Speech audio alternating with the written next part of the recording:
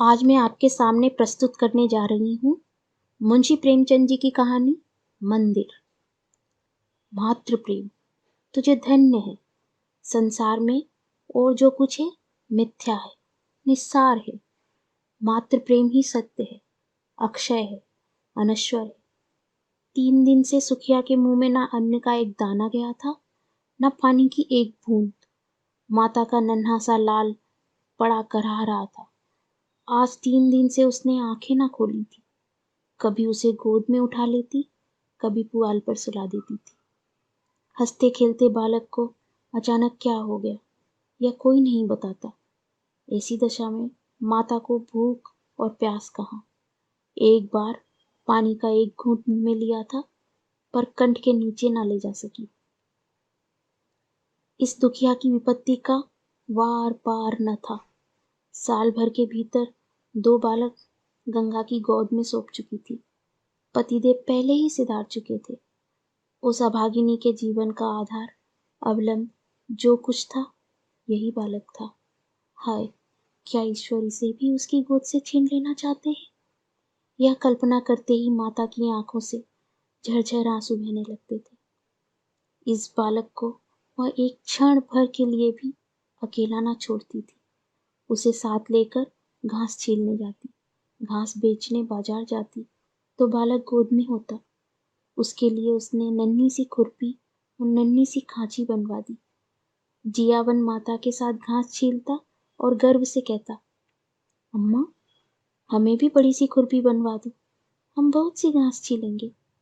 तुम द्वारे माची पर बैठी रहना अम्मा, मैं घास बेच लाऊंगा। माँ पूछती, हमारे लिए क्या क्या लाओगे बेटा? जियावन लाल लाल साड़ियों का वादा करता, अपने लिए बहुत सा गुड़ लाना चाहता था। वे ही भोली भाली बातें इस समय याद आ आकर माता के हृदय को सूल के समान बेंध रही थी। जो बालक को देखता यही कहता कि किसी की ढीठ है, पर किसकी ढीठ है? इस विधवा का भी संसार में कोई बैरी है? अगर उसका नाम मालूम हो जाता तो सुखिया जाकर उसके चरणों पर गिर पड़ती और बालक को उसकी गोद में रख देती। क्या उसका हृदय दया से ना पिघल जाता? पर नाम कोई नहीं बताता। हाय, किससे पूछे, क्या करे? 3 पहर रात बीत चुकी थी। सुखिया का चिंता व्यथित चंचल मन कोठे कोठे दौड़ पड़ रहा था। किस देवी की शरण जाए, किस देवता की मनौती करे? इसी सोच में पड़े पड़े उसे एक झपकी आ गई। क्या देखती है कि उसका स्वामी आकर सिरहाने खड़ा हो जाता है और बालक के सिर पर हाथ फेर कर कहता है, रो मत सुखिया, तेरा बालक अच्छा हो जाएगा। कल ठाकुर जी की पूजा कर दे, वही तेरे सहायक होंगे। यह कहकर वो चला गया। सुखिया की आंख खुल गई। अवश्य उसके पतिदेव आए थे, इसमें सुखिया को जरा भी संदेह न हुआ। उन्हें अब भी मेरी शुद्धि है, यह सोचकर उसका हृदय आशा से परिप्लावित हो उठा। पति के प्रति श्रद्धा और प्रेम से उसकी आंखें सजल हो गईं। उसने बालक को गोद में उठा लिया और आकाश की ओर ताकती हुई बोली, भगवान, मेरा बालक अच्छा हो जाए, मैं तुम्हारी पूजा करूंगी। अनाथ विधवा पर दया करो। उसी समय जियावन की आंखें खुल गईं। उसने पानी मांगा। माता ने दौड़कर कटोरे में पानी लिया और बच्चे को पिला दिया। जियावन ने पानी पीकर कहा, अम्मा, रात है कि दिन? सुखिया, अभी तो रात है बेटा, तुम्हारा जी कैसा है? जियावन, अच्छा है मम्मा, अब मैं अच्छा हो गया। सुखिया, तुम्हारे मुंह में घी शक्कर हो बेटा, भगवान करे तुम जल्दी अच्छे हो जाओ। कुछ खाने को जी चाहता है? जियावन, हाँ अम्मा, थोड़ा सा गुड़ दे दो।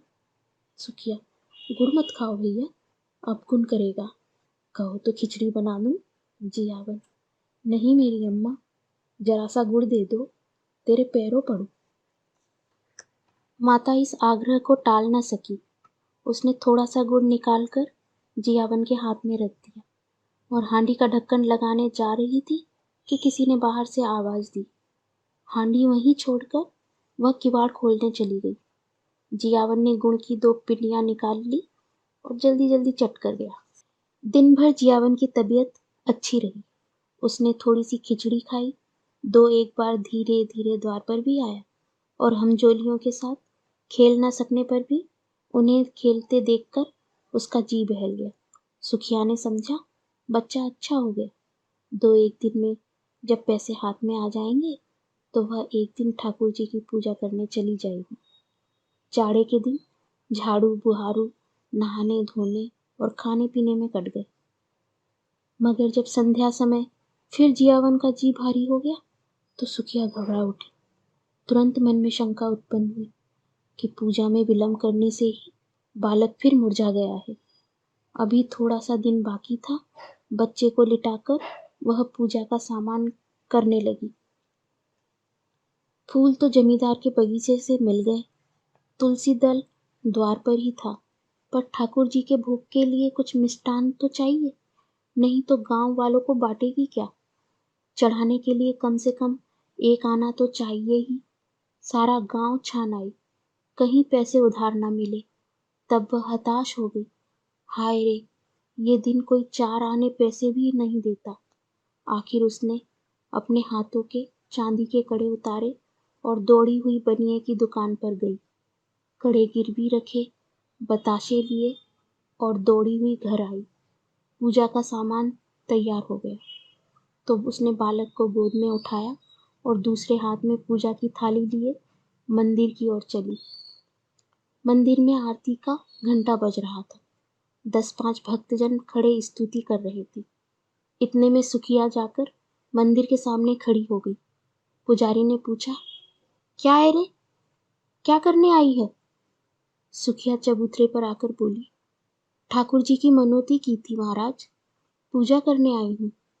पुजारी जी दिन भर जमींदार के आसामियों की पूजा किया करते थे और शाम सवेरे ठाकुर जी की। रात को मंदिर में ही सोते थे। मंदिर ही में अपना भोजन भी बनता था, जिससे ठाकुर द्वारे की सारी अस्तरकारी काली पड़ गई थी। स्वभाव के बड़े दयालु थे, निष्ठावान ऐसे कि चाहे कितनी ही ठंड पड़े, कितनी ही ठंडी हवा चले, बिना स्नान किए मुंह में पानी ना डालते थे। अगर इस पर भी उनके हाथों और पैरों में मैल की मोटी तह जमी हुई थी तो इसमें उनका कोई दोष न था।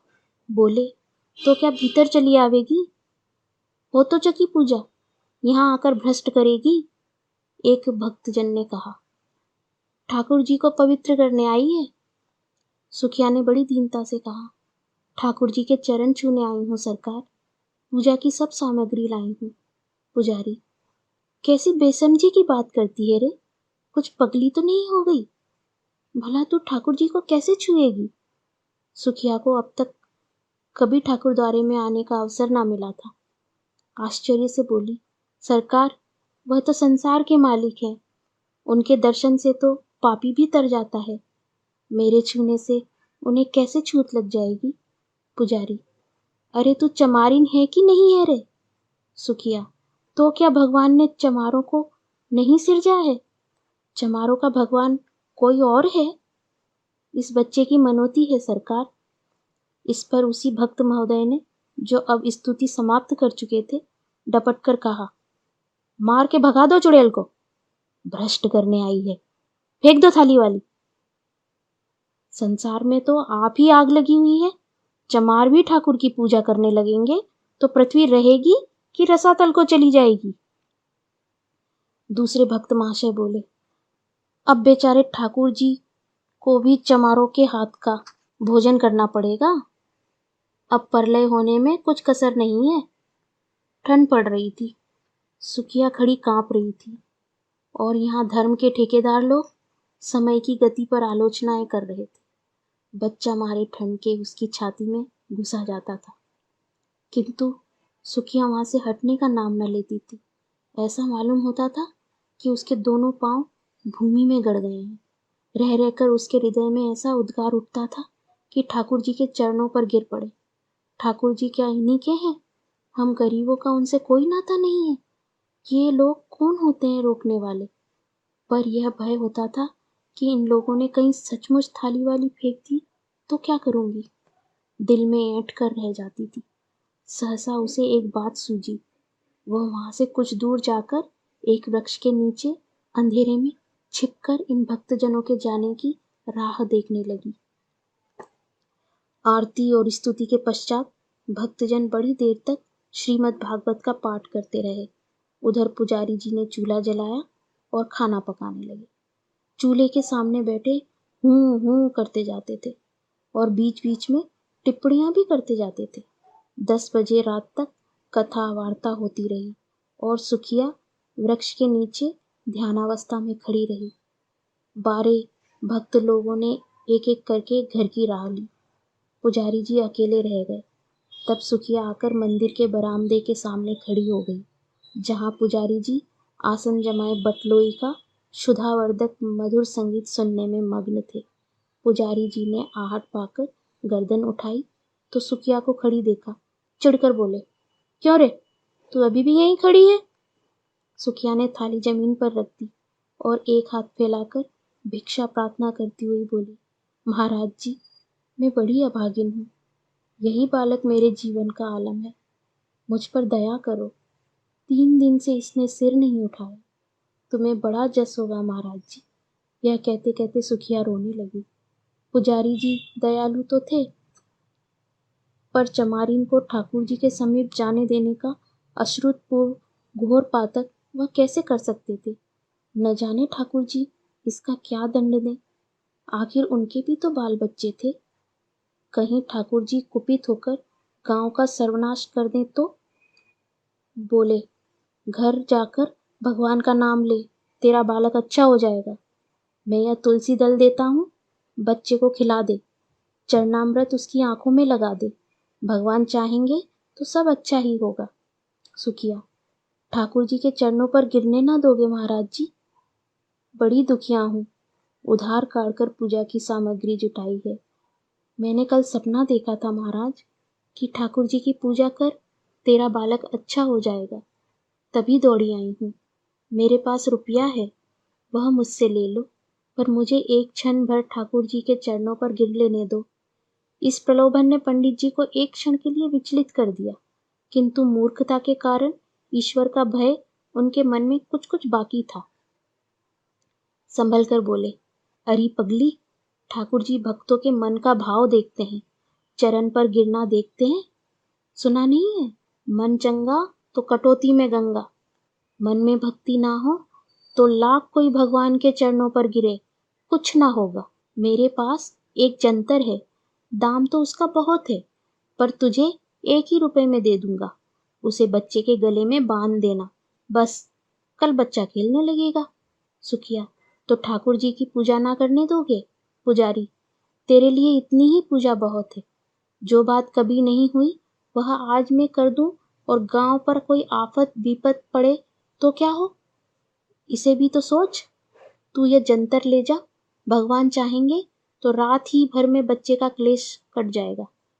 किसी की ढीठ पड़ गई है भी तो चौचाल, मालूम होता है छत्तरी बंस है। सुखिया, जब से इस जुर आया है मेरे प्राण नहों में समाये हुए हैं। पुजारी, बड़ा होनहार बालक है, भगवान जिला दे, तेरे सारे संकट हर लेगा। यहाँ तो बहुत खेलने आया करता था, इधर 2-3 दिन से नहीं देखा था। सुखिया, तुम जंतर को कैसे बांधूंगी महाराज? पुजारी, मैं कपड़े में बांध कर देता हूँ, बस गले में पहना देना। अब तू इस बेला नवीन बस्तर कहाँ खोजने जाएगी? सुखिया ने 2 रुपए पर कड़े गिरवी रखे थे। एक पहले ही खर्च हो चुका था, दूसरा पुजारी जी को भेंट किया और जंतर लेकर मन को समझाती हुई घर लौट आई। सुखिया ने घर पहुंचकर बालक के गले में यंत्र बांध दिया, पर ज्यों-ज्यों रात गुजरती थी उसका जोर भी बढ़ता जाता था। यहाँ तक कि 3 बजते-बजते उसके हाथ पांव शीतल होने लगे। तब तो वह घबरा उठी और सोचने लगी, हाय, मैं व्यर्थ ही संकोच में पड़ी रही और बिना ठाकुर जी के दर्शन किए चली आई। अगर मैं अंदर चली जाती और भगवान के चरणों पर गिर पड़ती तो कोई मेरा क्या कर लेता? यही ना होता, लोग मुझे धक्का देकर निकाल देते, शायद मारते भी, पर मेरा मनोरथ तो पूरा हो ही जाता। यदि मैं ठाकुर जी के चरणों को अपने आंसुओं से भिगो देती और बच्चे को उनके चरणों में सुला देती तो क्या उन्हें दया ना आती? वह तो दयामय भगवान है, दीनों की रक्षा करते हैं, क्या मुझ पर दया न करते? यह सोचकर सुखिया का मन अधीर हो उठा। नहीं, अब विलंब करने का समय न था। वह अवश्य जाएगी और ठाकुर जी के चरणों पर गिरकर रोएगी। उस अबला के आशंकित हृदय को अब इसके सिवा और कोई अवलंब, कोई आश्रय न था। मंदिर के द्वार बंद होंगे तो वह ताले को तोड़ डालेगी।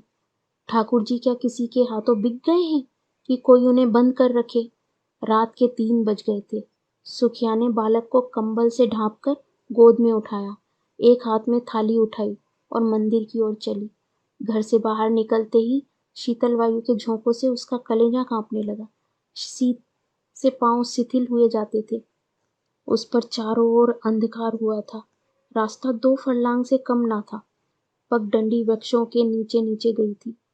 कुछ दूर दाहिनी ओर एक पोखरा था, कुछ दूर बांस की कोठियां। पोखरे में एक धोबी मर गया था। बांस की कोठियों में चुड़ैलों का अड्डा था। बाईं ओर हरे भरे खेत थे। चारों ओर सन सन हो रहा था। अंधकार साए साए कर रहा था। सहसा गीदड़ों ने कर्कश स्वर से हुआ हुआ करना शुरू किया। हाय, अगर कोई उसे 1 लाख रुपए देता तो भी इस समय वह यहाँ न आती। पर बालक की ममता सारी शंकाओं को दबाए हुए थी।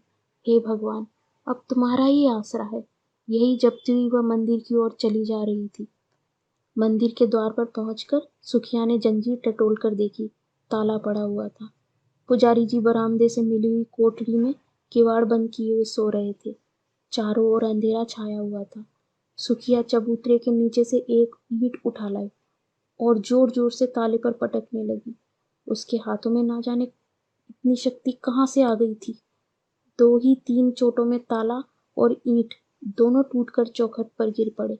सुखिया ने द्वार खोल दिया और अंदर जाना ही चाहती थी कि पुजारी किवाड़ खोलकर हड़बड़ाए और बाहर निकल आए और चोर चोर का गुल मचाते गांव की ओर दौड़े। जाड़ों में प्रातः पहर रात रही लोगों की नींद खुल जाती। यह शोर सुनते ही कई आदमी इधर उधर से लालटेन लिए हुए निकल पड़े और पूछने लगे, कहाँ है, कहाँ है, किधर गया? पुजारी, मंदिर का द्वार खुला पड़ा है। मैंने खटखट की आवाज सुनी। सहसा सुखिया बरामदे से निकल चबूतरे पर आई और बोली, चोर नहीं है, मैं हूँ। ठाकुर जी की पूजा करने आई थी। अभी तो अंदर गई भी नहीं। मार हल्ला मचा दिया। पुजारी ने कहा, अब अनर्थ हो गया। सुखिया मंदिर में जाकर ठाकुर जी को भ्रष्ट कराई। फिर क्या था? कई आदमी झल्लाए हुए लपके और सुखिया पर लातों और घूसों की मार पड़ने लगी। सुखिया एक हाथ से बच्चे को पकड़े हुए थी, दूसरे हाथ से उसकी रक्षा कर रही थी। एकाएक एक बलिष्ठ ठाकुर ने उसे इतनी जोर से धक्का दिया कि बालक उसके हाथ से छूटकर जमीन पर गिर पड़ा। मगर वह न रोया, न बोला, न सांस ली। सुखिया भी गिर पड़ी थी। संभल कर बच्चे को उठाने लगी तो उसके मुख पर नजर पड़ी। ऐसा जान पड़ा मानो पानी में परछाई हो। उसके मुंह से एक चीख निकल गई। बच्चे का माथा छूकर देखा, सारी देह ठंडी हो गई थी। एक लंबी सांस खींचकर वह उठ खड़ी हुई। उसकी आंखों में आंसू न आए। उसका मुख क्रोध की ज्वाला में तमतमा उठा। आंखों से अंगारे बरसने लगे। दोनों मुट्ठियां बंध गईं। दांत पीसकर बोली, पापियों, मेरे बच्चे के प्राण लेकर अब दूर क्यों खड़े हो? मुझे भी क्यों नहीं उसी के साथ मार डालते? मेरे छू लेने से ठाकुर जी को छूत लग गई। पारस को छूकर लोहा सोना हो जाता है, पारस लोहा नहीं हो जाता। मेरे छूने से ठाकुर जी अपवित्र हो जाएंगे। मुझे बनाया तो छूत नहीं लगी। लो, अब कभी ठाकुर जी को छूने नहीं आऊंगी। ताले में बंद करके रखो, पहरा बैठा दो। हाय, तुम्हें दया छू भी नहीं गई। तुम इतने कठोर हो, बाल बच्चे वाले होकर भी तुम्हें एक अभागिन माता पर दया ना आई। तिस पर धर्म के ठेकेदार बनते हो। तुम सबके सब हत्यारे हो, निपट हत्यारे। डरो मत, मैं थाना पुलिस नहीं जाऊंगी। मेरा न्याय भगवान करेंगे। अब उन्हीं के दरबार में फरियाद करूंगी। किसी ने चू ना की, कोई मिनमिनाया तक नहीं। पाषाण मूर्तियों की भांति सबके सब सिर झुकाए खड़े रहे। इतनी देर में सारा गांव जमा हो गया। सुखिया ने एक बार फिर बालक के मुंह की ओर देखा। मुंह से निकला, हाय मेरे लाल। फिर वह मूर्छित होकर गिर पड़ी। प्राण निकल गए। बच्चे के लिए प्राण दे दिए। माता, तू धन्य है। तुझ जैसी निष्ठा, तुझ जैसी श्रद्धा, तुझ जैसा विश्वास देवता को भी दुर्लभ है।